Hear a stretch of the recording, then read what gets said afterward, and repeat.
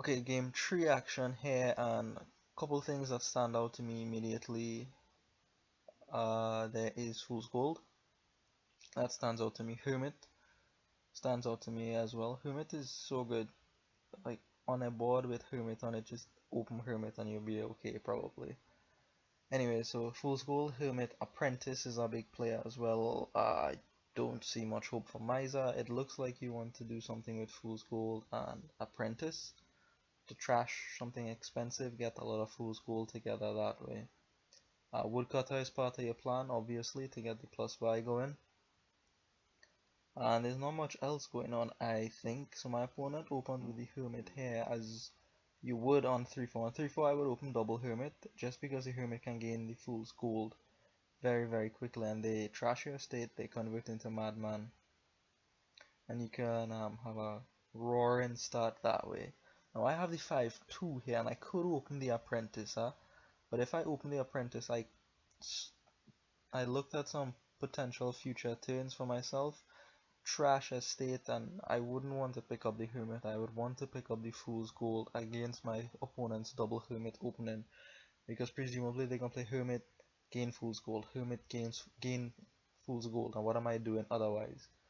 First I would trash an estate and then buy a Hermit and then start to buy Fool's Gold, so I didn't want to fall behind on the Fool's Gold split, which is why I go for the Hermit on 5 and a Fool's Gold on 2 here. So now my opponent has the 5, which is good here now in this situation after you have at least a Hermit in your deck.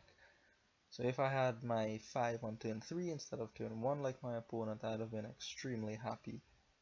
Picking up the Apprentice is an easy call here for me. So here I have the Hermit and 3 coppers, going to gain a Fool's Gold here, and I think here I'm not going to get the Madman yet. I'm going to just buy a Fool's Gold as well, trying to win that split, or at least end up 5-5 on that split. So I am not going to get the Madman yet, just going to get a couple Fool's Gold here, as my opponent gets a Fool's Gold and a Madman. On this turn 4, again, very easily a Fool's Gold for me here. There's little else to consider.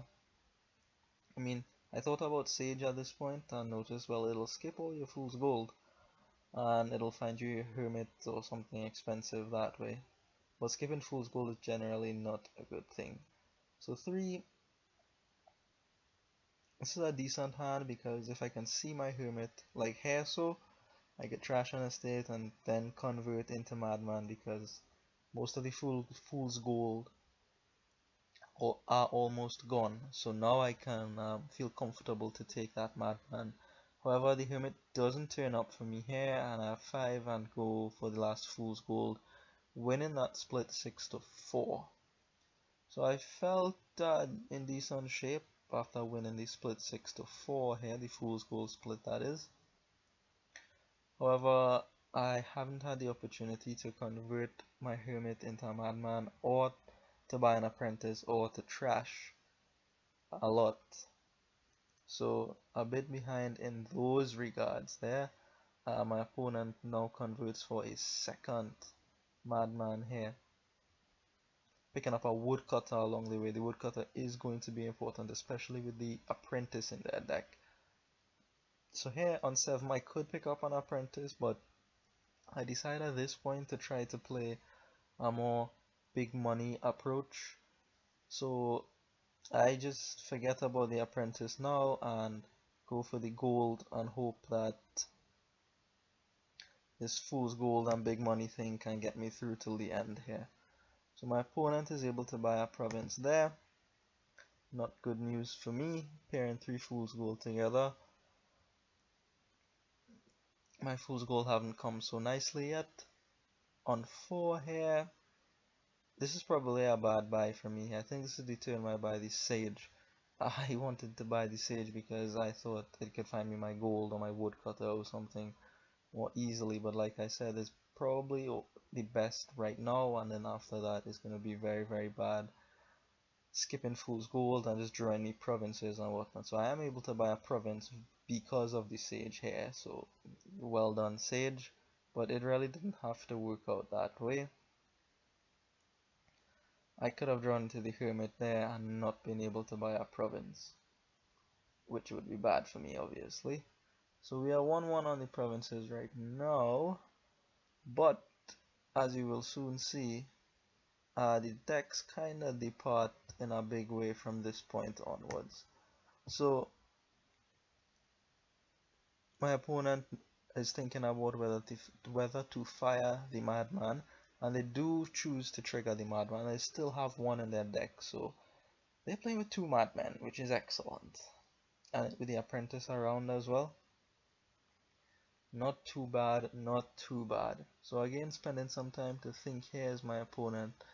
They had an amulet which they gained off a hermit somehow. I didn't really quite catch or understand the amulet, but they are using it to trash, which is fine, I suppose. But you have the apprentice there to do that. I mean, I don't know. The amulet is fine. It's money, you can get a silver off of it. It's not something I would have picked up though. Anyway, 6 here is a gold here for me, and my opponent spends some time thinking about what to do with the amulet here, and you'll see a couple explosive turns from them here to seal up the game. So like I said, they have the madman left, and the decision here is not just whether to trash or if to trash with this amulet, but also whether or not to play the madman. And you will see the madman come out, and my opponent make it to a double province turn here, managing to find all the fool's gold and the woodcutter. So there the apprentice cuts a gold down after the madman, so that's like guaranteed double province nearly. Not good news for me. I have a province here, and unfortunately I still cannot convert this hermit into a madman. I am not gonna give up the province here for a madman.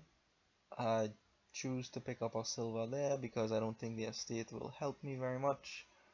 And yeah, this sage is awful here now because I mean, there's silvers, it'll skip fool's gold, when I may not want to skip fool's gold. So I think overall the sage was not a good buy. The amulet is better than the sage, I believe.